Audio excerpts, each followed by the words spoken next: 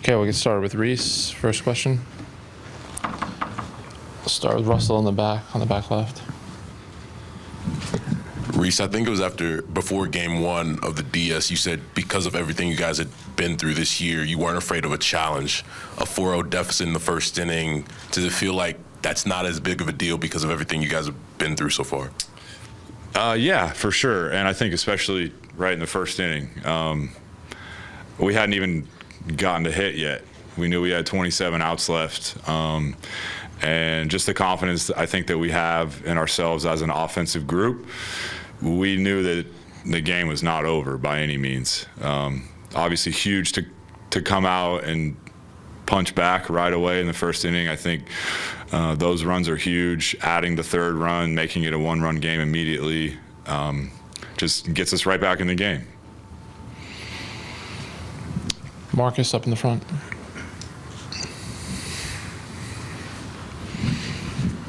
For a 6th seed that was down or up 2-1 in the NLCS, you were the only guy in a lineup whose name got booed. You got booed going into the box.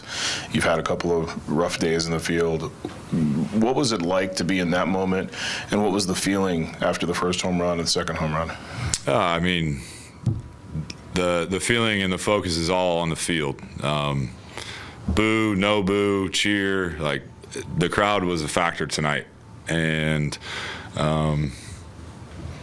it's about winning games. That's it. Regardless of how it happens, who gets booed, who doesn't get booed, who gets the hits, who makes the pitches. It's win. It's win. That's always the focus. Your top 5 hitters really carried you on a night where, if you look at the pitching situation, even before the game, it looks like your top 5 hitters are going to have to carry you. Is it pretty gratifying that you guys did, kind of what you're paid to do? Yeah, sure. Yeah, always. Regardless of who's on the mound, for them, for us, it's our job, especially at the top of the lineup, to kind of set the tone and get on base for the guys in the middle. Those guys driving runs they have all year. Schwarb and I thought did a good job, obviously, getting on base, setting the tone. Schwarb was on, 3 times? The at-bat by him in, whatever it was, the 6th, 5th, where he fake bunts 3-1. Like, you're never going to see Kyle Schwarber do that, not in the regular season, but this guy just wants to win games, find it any way on base. He knew we needed a little bit of a rally. It's just good baseball. It's fun to be a part of. Paul. Rhys, you talk about setting the tone and how big the crowd is. Your 2 home runs tonight came at points where the game might get away, and down 4-0 in the first, you could lose the crowd. I mean, how much more special does it make those that you kind of kept the crowd in it with those 2 hits? Yeah, it's big. We knew that the crowd was going to be a factor. We were confident in that. We saw it in the NLDS, and we feel like it's a big part of when you get those innings rolling. You get a couple guys on, it gets a little louder. You get the one big hit, it gets louder, and that's when you can really snowball things. And we're not new to scoring runs in bunches, but in the playoffs, when things are so much tighter and more intense, the crowd is one way to kind of let that snowball happen, and we saw it twice tonight. You talk about winning and the team and all that, and that's the focus. But with what you've been through the last 6 years and all you've put in, you put your name on a list with guys like Utley and Howard with a multi-homer postseason game. Does that mean anything to you? Yeah, of course. I have an appreciation for baseball history, but also more so appreciation for Phillies history. Being in the postseason, there's a lot of talk about how it's gone in the past here.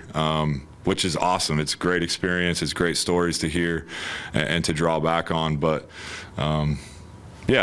humbling for sure, an honor. These are Phillies greats, potentially future Hall of Famers. Good list to be on for sure. Matt up here in front on the right, and then Matt on the far left. You said the morning after you signed Harper a while ago that you looked at that 08 photo and said you're tired of hearing about 08, you want to live it. Is this what this month's been like? Feels like we're living it. Yeah. The red towels.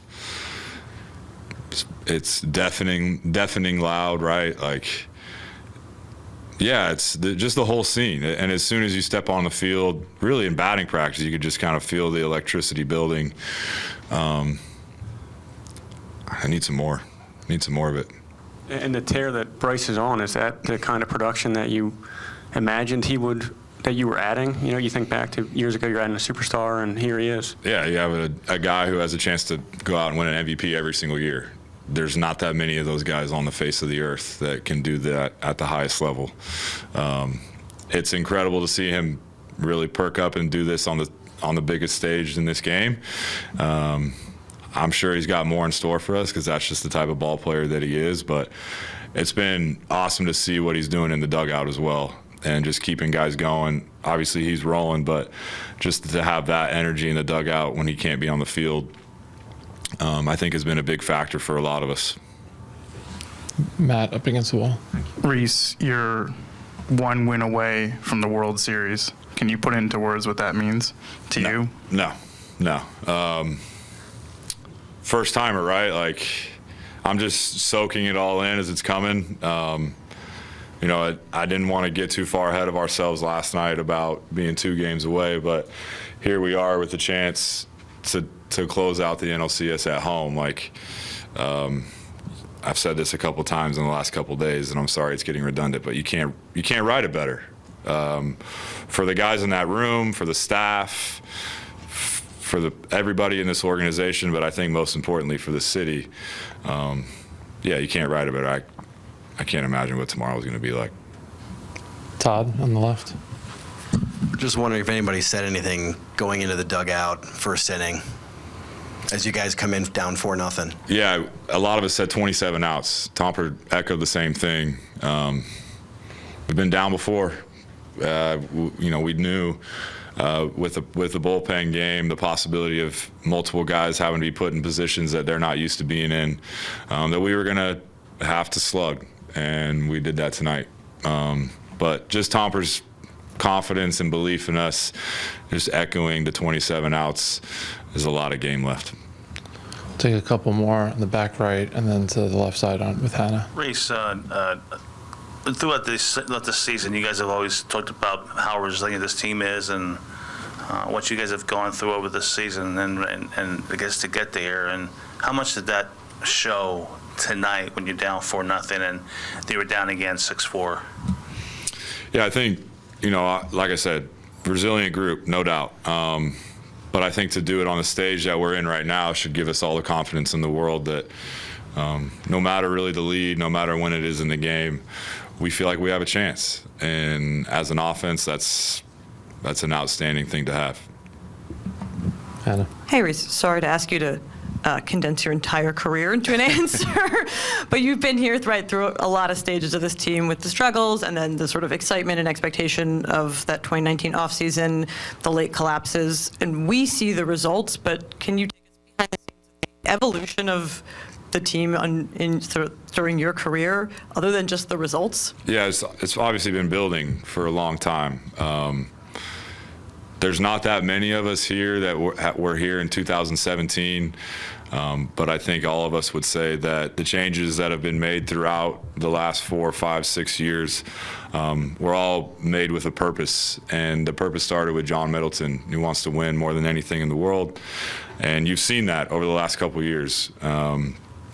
We always have a chance to win, and a lot of it, like you said, is behind closed doors. It's the staff, it's the R&D department, it's the strength and conditioning, it's the nutritionists, it's all of these things that are being put into place to make us players have the best chance to succeed out on the field. And guys that come in from other organizations, if we were missing something, it's about the organization being open-minded and all ears, just really to put us in the best position to succeed. Is the delayed gratification everything you hoped it would be? I'll always hope that it won't take as long as it has, but yeah, it's blown every thought and expectation that I had out of the water. Thanks a lot, Rhys. We'll see you tomorrow. Thanks. Go Phils.